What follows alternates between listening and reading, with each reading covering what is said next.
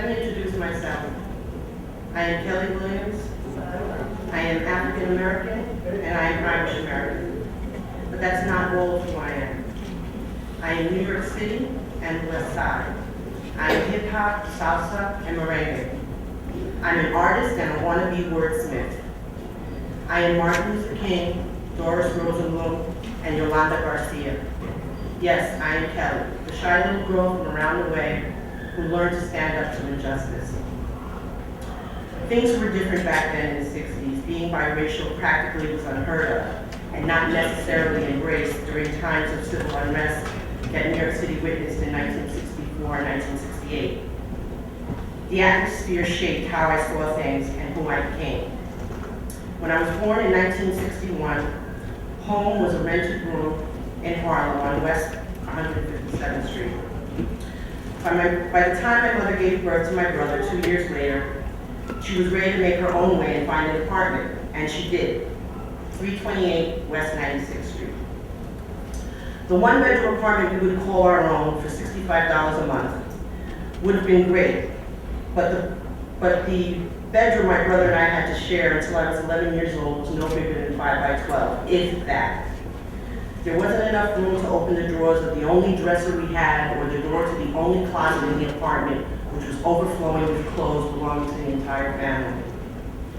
The apartment wasn't suitable for a family of 4, and the building was a scary place to a latchkey kid like me, who had to go home by herself at age 8 and take care of her 6-year-old brother.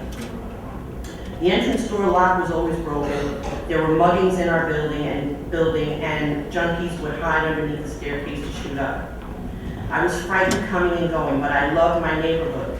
It was diverse, and I felt comfortable at my school, PS 75, the local 5 and Dime, the Eat Shop on Broadway where my family would have its Friday night dinner. I belonged here. The West Side was home.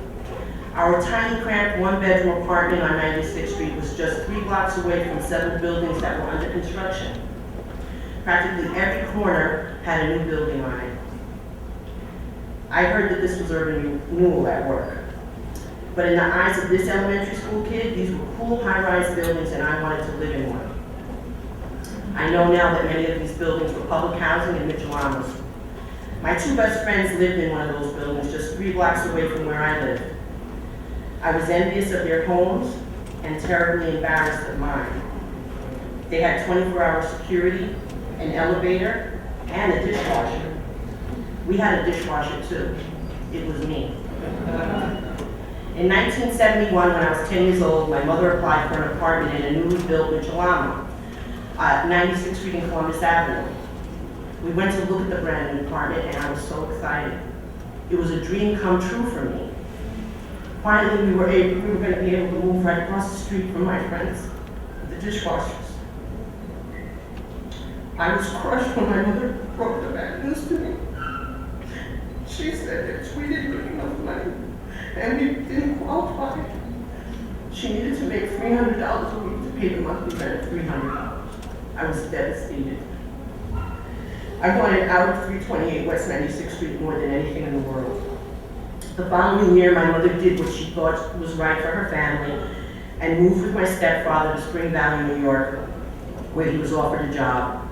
Spring Valley was an up-and-coming middle-income suburb.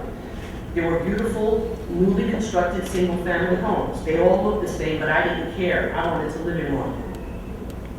We moved into an older house, but it was great. We had 4 bedrooms, 2 bathrooms, and the kitchen was as big as the apartment we had just left on 96th Street. Man, I felt like we were the Brady Bunch, even without the dishwasher. But the first day of school came, and at the end of the day, I was dropped off by the school bus, and 2 girls waited for me, and as I passed them by, they shouted a racial slur at me. I had never been called the N-word in my life. There were no black folks in the community. I ran all the way home in tears and cried for what seemed like hours.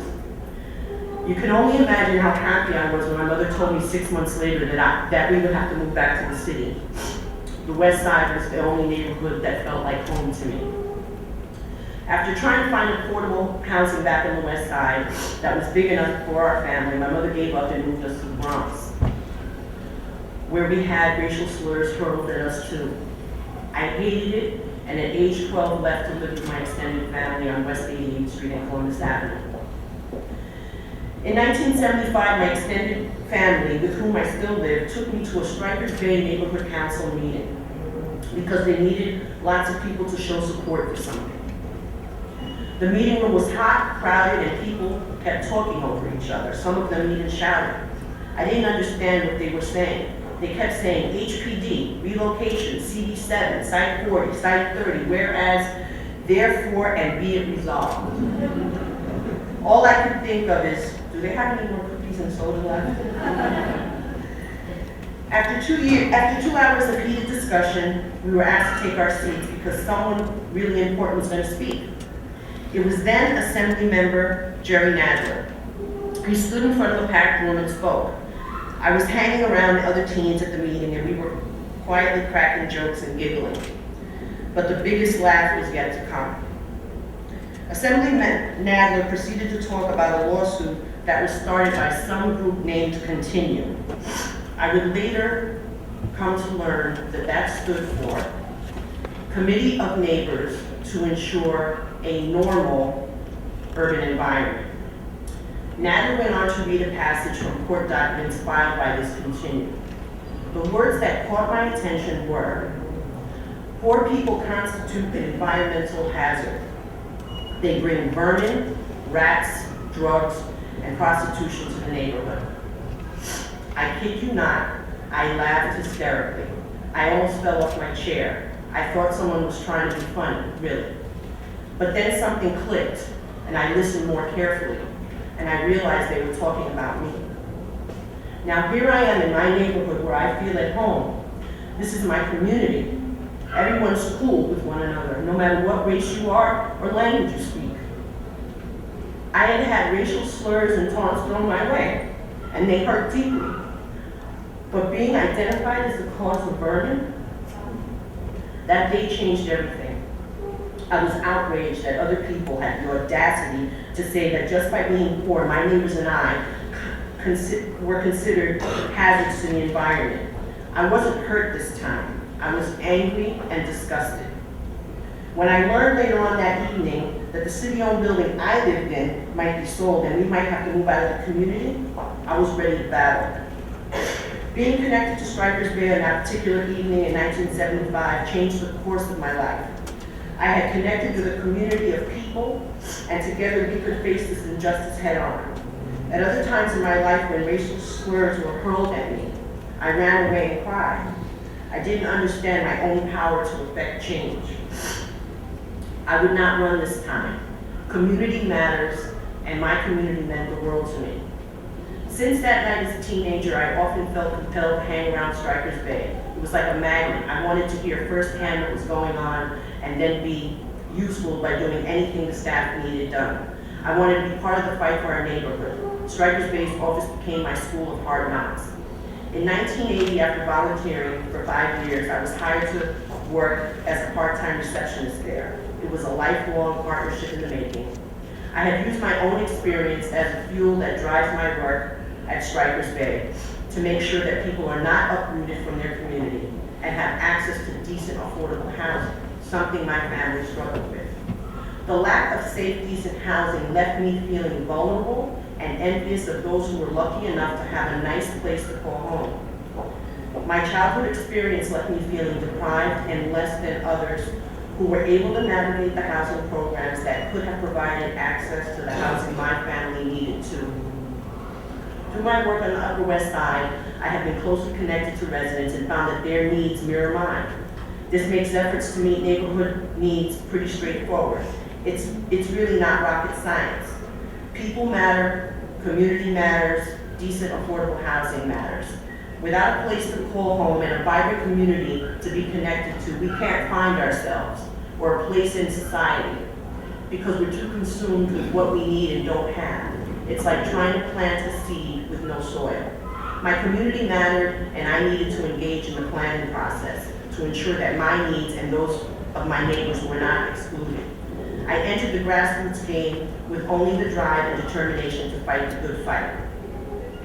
At age 14, I knew nothing about urban planning and its impact on my life and community. Therefore, I have to acknowledge many people who have been my mentors and teachers along the way.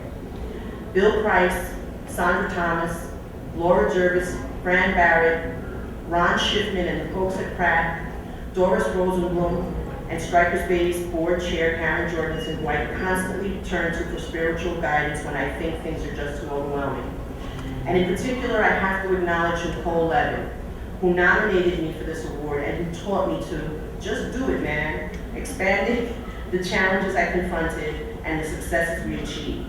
I've known Nicole since 1980 when I began to work for Strycker's Bay, and she served as its executive director.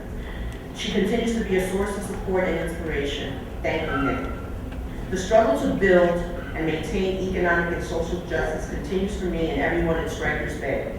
Some of what we've accomplished seems like a miracle, but when I pinch myself and realize that there's so much left to be done, battling cynics, government bureaucrats, and racial prejudice is something you don't do to win awards. It's in your blood, your heart, and soul. So being selected as the recipient of this year's Yolanda Garcia Award is an unexpected but welcomed honor. Thank you for creating this award, for recognizing me, and for highlighting the importance of all the Yolanda Garcias out there who are committed to grassroots planning and fighting the good fight.